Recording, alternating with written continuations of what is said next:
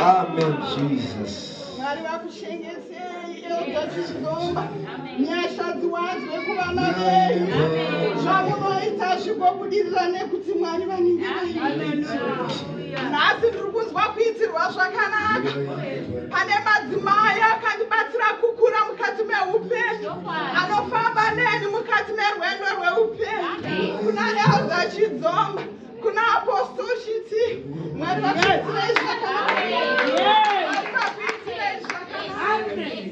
Tigotenda boards nebokarele disofexalent nemoyo mukana wekuti titaure nekupupura kunaka kwaMwari.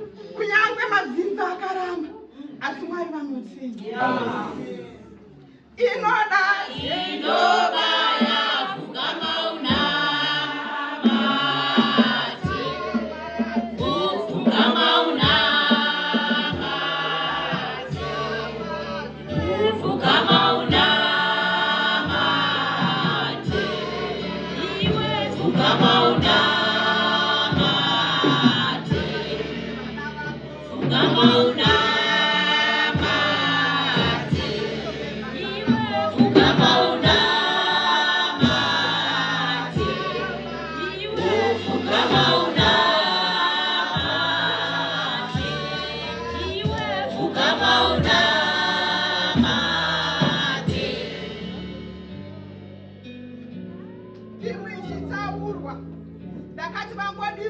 Jesu Chete ndikaona taiwazvina kukwana nekuti Maria naMarita vaitovimba naye Jesu asi vane zvavanga vakatarisa kuti ndo panosvika Jesu vanga vasinganyatsomuziva nekumunzwisisa. Pavakatuma nhume kuna Jesu vaisatya kufa kwaRazaro asi vakanga vachiti simba rina Jesu rinogumira pakuporesa vanorwara. Havana kuziva what is he capable of doing. Tinofamba naJesu asi tinomulimita. Tinofamba naJesu asi tinomisa mukadhibhokisi kuti garai umu. Ngatifambei naJesu chete miri wese. Hata kuti imwe pfungwa iri kwairi imwe pfungwa yakatarisa kuna Jesu azvishande.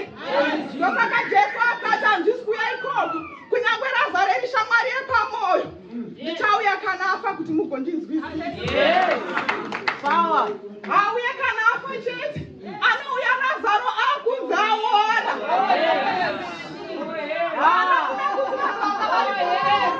Aina kuti Maria naMarita vanzwisisa kuti Jesu anoita zvinhu zvacho.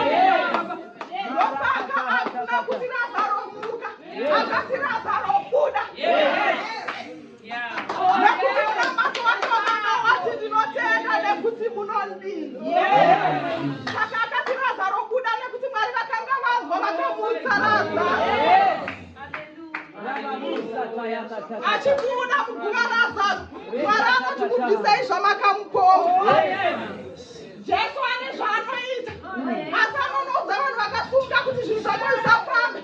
Dzokerai kwamakanoroba.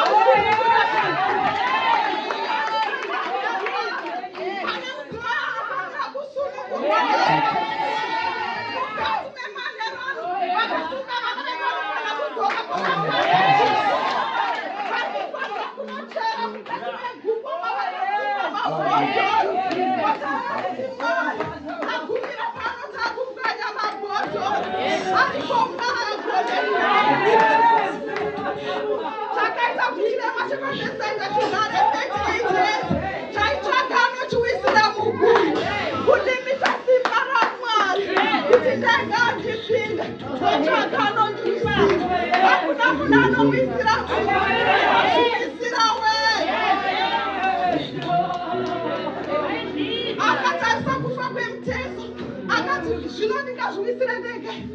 Otoda anotipusha kana zvisati zvavava mudzimai unomirira kuti eudhavacha asi kana nguva yakwana unokuruka gononzira vega chakaita kuti mukadzi aibuda ropa apedze pfuma aite makore 12 achibuda ropa aihilaya nepfuma yake achitinina zvinhu zvangu akuna chinodiwa aripo madzimai aripo madzimai ari kuvimba nemota aripo madzimai ari kuvimba nemota ndikaenda kunorara usiku wese ndakasvinura kuti zviite sei ndine zvinhu zvangu kana ndikafa dhau dzinouya kana ndikafa hama dzangu dzinouya wakati tumari twapera asi simachainacho angova munhu sekubuda kwake ikamudumura wai anomubva Jesu anoenda nemwoyo wakapera aisagumiswa kusvika pabasa asi nezuva iro akati zvakadaro ipapo pakati pedu zvanobata kupembera ngatirivai naJesu Chete naJesu Chete tisava vatendi vanozembera Jesu kuitapira nekuti kana takunana tomuudza Jesu asi fokasi yese iri kuzvinhu zvake wokuti zvako chahana chatakazvarwa natakabarwa naMwari asi ndimometi akafuratira eukana akati inakuindina vemunyika vanoita asi tokiuyaenda nenyika vakwirane naradzika asi ndakapachinja ipapo ndikati kori uyaenda naJesu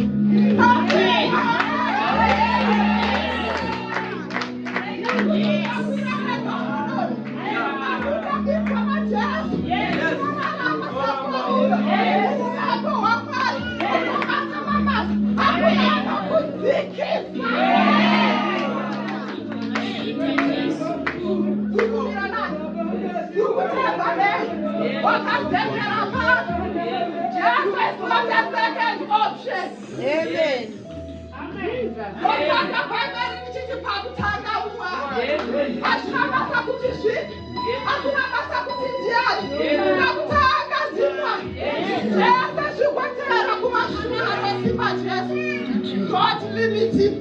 Never limit Jesu.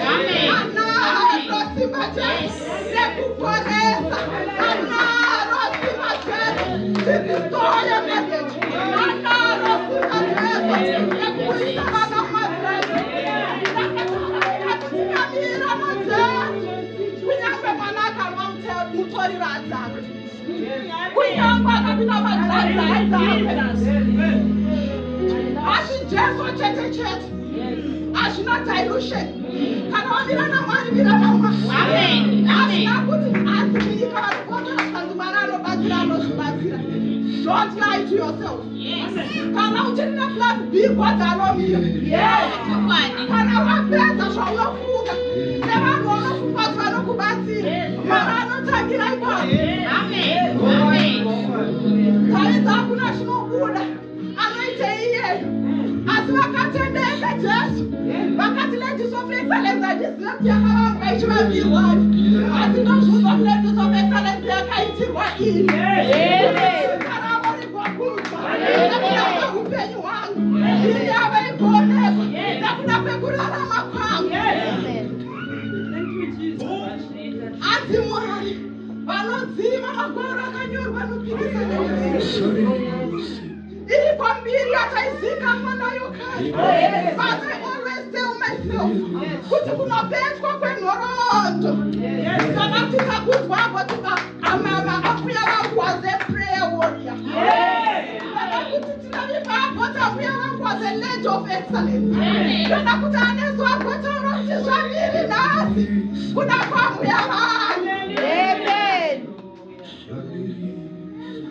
Jesu Chete Chete. Nothing else. No one else. Hakuna mtu anafanya pia pakati pako na Jesu. Angave murume, angave mfundisi. Ukamwona baile mwamu unataka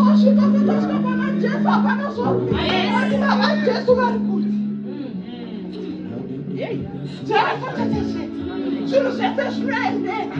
Jesu chete chete. Inamba mafungiro anochicha. Vai recupera mazimai. É kufumbatwa pane profita anokubatsira. Vai recupera mazimai. É kufumbatwa nezvimwe zvatikaita kunze kwaJesu. Ngana mahatwe Jesu. Ngana mahatwe Jesu. Manatarana ichizoma. Angatina mate kuti tiitirwe mnamo. Asi tinonamata nekuti vakafanira. Amen.